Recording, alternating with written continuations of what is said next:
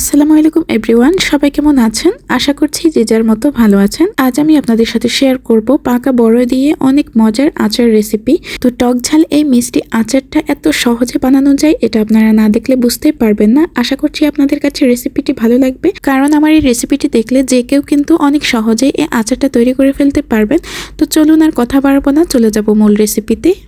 প্রথমে দেখতেই পাচ্ছেন আমি এখানে একটি বাটির মধ্যে নিয়েছি বড়ই। তো এখানে যে বড়ইগুলো নিয়েছি এগুলো সবগুলো কিন্তু পাকা বড়ই, আর এই বড়ইগুলো দিয়েই আজকের আচারটা আমি তৈরি করব। আচার তৈরি করার জন্য আমি এখানে চুলোতে একটি কড়াই বসিয়ে দিয়েছি। তারপর আমি এখানে দিয়ে নিয়েছি সরিষার তেল, এরপর একটি তেজপাতা চিড়ে দিয়েছি, দিয়ে নিচ্ছি 1 চা চামচ পরিমাণ পাঁচফোড়নটা দিয়ে এরপর আমি একটি শুকনো মরিচ চিড়ে দিয়েছি। এখন এগুলোকে নাড়াচাড়া করে কিছুটা ভেজে নিচ্ছি। ভেজে নেওয়ার পর এখন আমি এখানে 10-12টি রসুনের কোয়া দিয়ে নিয়েছি। এখন আবারও স্প্যাচুলা দিয়ে ভালো করে নেড়েচেড়ে এগুলোকে কিছুটা ভেজে নিচ্ছি। এগুলোকে এরপর লাল লাল করে কিছুটা ভেজে নেওয়ার পর এখন আমি বড়িগুলো নিয়েছি, আর বড়িগুলো দেখুন একদমই পাকা। তো এখানে কিন্তু 1 কেজি পরিমাণ বড়ি আছে। তো দেখুন বড়িগুলো আমি এখানে দিয়ে নিয়েছি, দিয়ে এরপর স্প্যাচুলা দিয়ে নেড়েচেড়ে মিশিয়ে নিচ্ছি তেলের সাথে। তো এইভাবে মিশিয়ে নেওয়ার পর এখন আমি এখানে 1 চা চামচ পরিমাণ লবণ দিয়েছি, দিয়ে নিচ্ছি 1 চা চামচ পরিমাণ হলুদ গুঁড়া, 1 চা চামচ পরিমাণ লাল মরিচের গুঁড়া। এখন সবগুলো উপকরণ আবারও মিশিয়ে নিচ্ছি। এরপর আমি এখানে দিয়ে নিচ্ছি চিনি। আমি চিনি এখানে দিয়ে নিচ্ছি 1/2 কাপ পরিমাণ। তো এই বড়িগুলোও কিন্তু মিষ্টি আছে, তাই এখানে আমি চিনি 1/2 কাপ পরিমাণ দিয়েছি। আপনাদের বড়ি যদি টক থাকে তাহলে সেই ক্ষেত্রে চিনিটা আরও বাড়িয়ে দেবেন। তো দেখুন এরপর আমি চিনিগুলোকে বড়ির সাথে ভালো করে মিশিয়ে নিয়েছি, আর কিছুক্ষণ জাল করে নেওয়ার পরে দেখতেই পাচ্ছেন কতটা পানি উঠে এসেছে।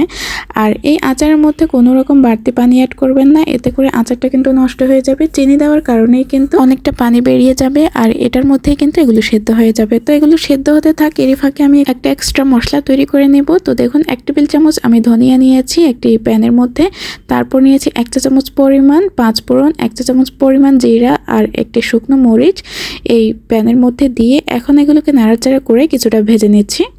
ভেজে নেওয়ার পর এখন আমি এগুলো গুঁড়ো করে নেব। তো দেখুন এখন ফিরে এলাম আবারও সেই আচারের মধ্যে। তো আচারগুলো দেখতেই পাচ্ছেন অনেকটাই কিন্তু হয়ে গেছে।